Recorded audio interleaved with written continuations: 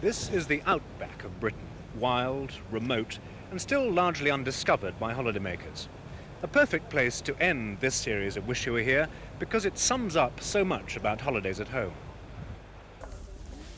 I know it's a cliche, but we really do take this country for granted, you know. I mean, go abroad and the chances are we'll rush down to the market to soak up all that genuine local tradition. But there are weekly markets in country towns all over Britain as well. Markets have been held here in Hexham since 1239 by kind permission of Henry III. In those days they were held on a Monday, but in 1662 the lord of the manor found Mondays inconvenient and had market day changed to Tuesday. And in the shadow of the 12th century abbey, Hexham's traders have set up their stalls on Tuesdays ever since. If business in Hexham has been brushed by history, it's hard to take a holiday here without positively colliding with the past. Hadrian's Wall, the northernmost frontier of the Roman Empire, clings to the back of a rugged escarpment as it bucks across the moors of the Northumberland National Park. When the wall was built in the 2nd century, it stretched for 73 miles from the Tyne to the Solway, like a great rock collar around the neck of Britain. Now there's barely 10 miles of it left standing. The best bits, like this section maintained by the National Trust, are just to the north of Hexham. Scholars still argue about exactly why the wall was built.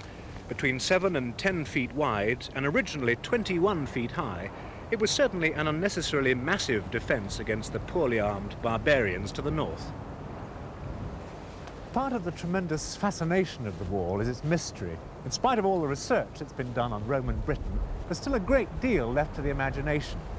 This is a place where you can imagine yourself a Roman centurion patrolling the ramparts, or a barbarian who found himself immured in Scotland.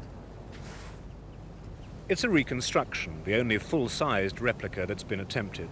The tower is a lookout turret. Those were built every third of a mile. The fortress is false, but the ruins are real. Vindolanda was the site of 7 forts built between 85 and 400 AD. The 4th cohort of Gauls, part-mounted, were stationed here. You have to dig down 16 feet to reach the remains of the earliest fort. Excavations are still going on in an area where there was a civilian settlement, and already they've found evidence of extensive metalworking. But on another part of the site, archaeologists stumbled on some of the most dramatic discoveries ever to come from a Roman dig. Robin Burley is Director of Excavations at Vindolanda. What's been the single most important find? Oh, it must be the writing tablets, because this is the earliest writing from this country by many, many years, and it so happens it's writing of a period for which we have no other written sources at all. Written on what? Well, it's written with a quill pen and an ink onto very thin slats of wood, and it's a combination of Roman army documents, you know, stores lists and things of this nature, and private correspondence. Some of it very mundane, talking about presence of shoes, socks and underpants. But amongst the rest of it, there's some important military information. And what other major developments have you come up with on the site? Well, the thing is, in the early levels here, for various soil conditions, everything is preserved in exactly the condition it was in the Roman period. And so, when I say everything, all the leaves, the twigs, boots and shoes, for example, even a wooden shoe like this, you see? Rather similar to those manufactured under a well-known brand name today. These are there with textiles, all the food they ate, the bones, hazelnuts, it's all there. You get a complete picture. Bacteria too, I believe, which is rather disturbing. Well, this has been a big surprise. They've just discovered that we have, in fact, living Roman bacteria down there. Now, it happens to be a fairly minor crop disease, but the point is that if that will survive, 1 or 2 of the hardy diseases, like anthrax or possibly even plague, may be down there. Do you feel you can form a pretty complete picture of life on the wall 2,000 years ago now? Well, you can for parts of it. The early part, funnily enough, we know much better than the later period, in part because the earlier part is buried more deeply and is better preserved. There are still big gaps in our knowledge, I'm afraid. How much more digging is there left? Well, I used to think we would do this job in 25 years at this site, but knowing what I know now, about 150, I think. And still exciting things to be found, you think? Certainly the temple compound is still to be found. We should get half a dozen very nice Roman temples in a part of the field somewhere. Hadrian's Wall and the various archaeological sites beside it can occupy a Roman holiday all on their own, and indeed they do, particularly for walkers. Most of the wall is inaccessible except on foot. Some hotels, like this one, Henderson Hall, run specialist Roman Britain weeks during the summer, with excursions to the wall by day and lectures from experts like Robin Burley by night. The hotel is also notable because all steps on the ground floor have been removed and replaced with ramps so that wheelchairs can get to the public rooms. 7 downstairs bedrooms have been specially adapted for physically handicapped guests. Measures like that have earned the hotel a mention in this book, Holidays for the Physically Handicapped. It's published by the Central Council for the Disabled. It's updated every year, and it has ideas about all kinds of holidays for the handicapped, including activity holidays. Northumberland is for people who want to do something, not just sit around. Otterburn Hall has its own 85-acre grounds. There are squash and tennis courts, a croquet lawn, a boating lake, putting green, and cricket pitch. A whole range of hearty activity, both indoors and out, is laid on to suit every member of the family, but nothing quite as demanding as this.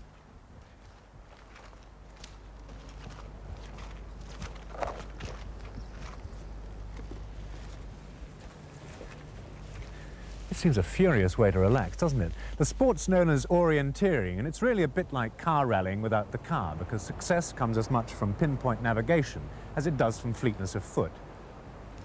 It takes place on a 3 to 4 mile course through the forest.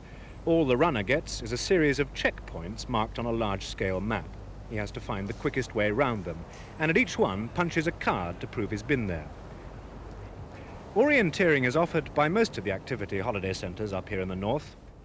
This one, the Reivers of Tarset, is based on a remote farmhouse 3 miles north of the village of Greenhoff, right on the edge of the Kielder forest. Bob Hodgson and his wife Pat run the centre, which has room for about 30 people. The bedrooms are simple, but the food is excellent. The dining room used to be a cowshed. 2 years ago it still had cattle in it.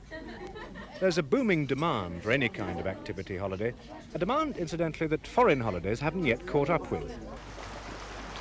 Here the choice goes from canoeing, these youngsters are getting tuition in the centre's own nursery pool, to rock climbing, shooting, fishing, bird watching, fell walking and camping.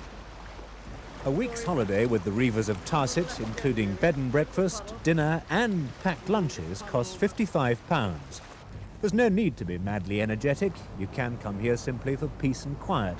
But if you do take up a sport, allow another £14 a week to cover instruction and use of the centre's equipment. By the way, children must be at least 15 before they can come here on their own. Tynedale is superb walking country. This lone hiker is heading down from the Pennine Way footpath to the youth hostel with the unlikely sounding name of Once Brood, logically enough next door to Twice Brood. Standing at the junction of the Pennine Way and Hadrian's Wall, it claims to be the busiest hostel in the country. It has 56 beds and 11,000 people a year sleep in them. 7 out of 10 people reach these parts by car. The main roads are good because the northeast is a development area. They're also refreshingly uncrowded, probably because so many motorists still hurry on by to Scotland. Newcastle is a motor rail terminal with a year-round service from both London and Bristol.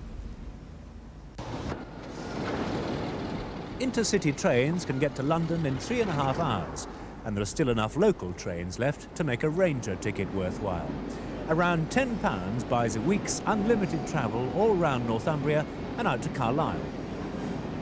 Holtwhistle, appropriately enough, is one of the stops on the Ranger route, and it's also home for the Murray family at Oakie Now Farm. As in Wexford, farmhouses are something of a feature of holidays here. The local tourist information centres have lists of all those that take guests, and the only problem seems to be that there aren't enough of them. All kinds of action. Somebody's got to spill something for sure. Somebody better tell a joke. The Murrays can cater for up to 6 people and charge £3 a night bed and breakfast. Guests and family all share one bathroom. Meals are in the kitchen, and if you're not careful, you can end up sharing them with Goldie the pony. Somebody's got a good thing going. It's not the place to come to if you want a lot of privacy, but it's friendly and it's fun, and it's a working farm, which for children is the next best thing to a beach, especially if Maurice Murray is running his sheepdog Merc.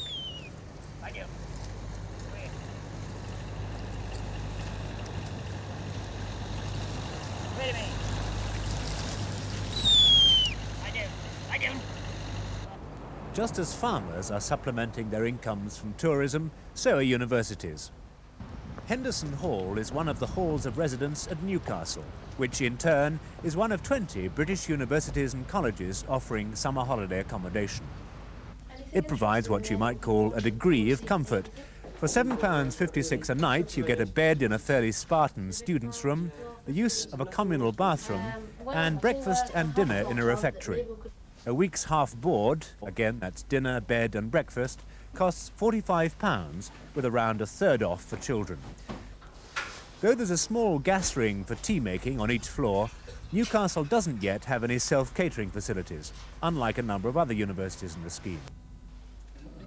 14th century Langley Castle, noble and Northumbrian, raving to a chorus of Knees Up Mother Brown. In days of old, when knights were bold, they never dreamed of a scene like this bouncing into the baronial parlour. They call it a Cockney honky-tonk, although Maggie Guthrie, the pearly queen, was born no nearer the sound of Bow Bells than County Durham. It's a development of the medieval banquet, which, if you don't count the Middle Ages, started up here.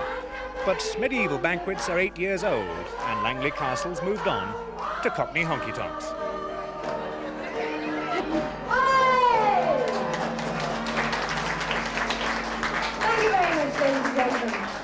As I said at the start, Northumbria sums up a lot about holidays at home: scenery, activity, history, and above all, surprise about how many different kinds of holiday there are on offer in Britain. I mean, here we are in a 600-year-old castle watching wibbly wellies bursting balloons. Who said variety's dead? From wishing you here for this year, goodbye.